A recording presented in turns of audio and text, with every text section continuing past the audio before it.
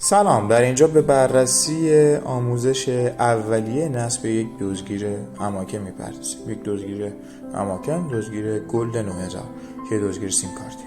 همونطور که میبینید آژیر، چشمی، باتری، اسپیکر جزء موارد اصلی هست. شما یه چشم الکترونیک رو میبینید، یه چشم الکترونیک 476 که جزء معمول ترین سنسورهایی که ما عرضه میکنیم، کیفیت خوبی داره، هم قابلیت فنی خوب.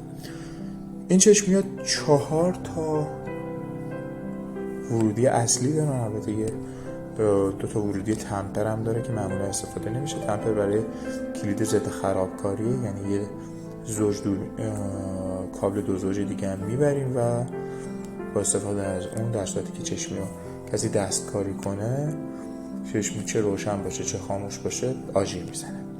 2 تا ورودی دیگه هم که NC و کام و مثبت و منفیه.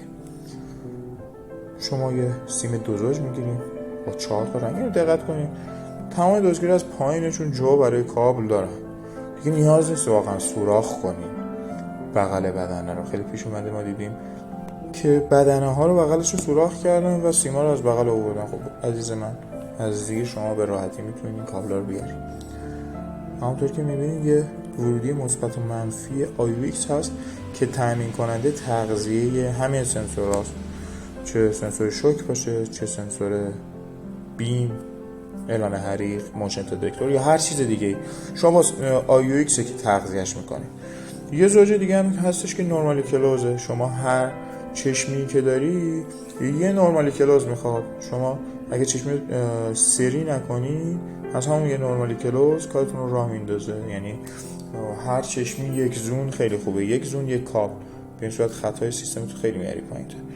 همونطور که میبینید این 2 زوج که یه سرش به IUX، یه سرش هم به زون شماره 1 2 3 یا هر کدومه، یعنی 4 تا سیمش رفته تو اونا.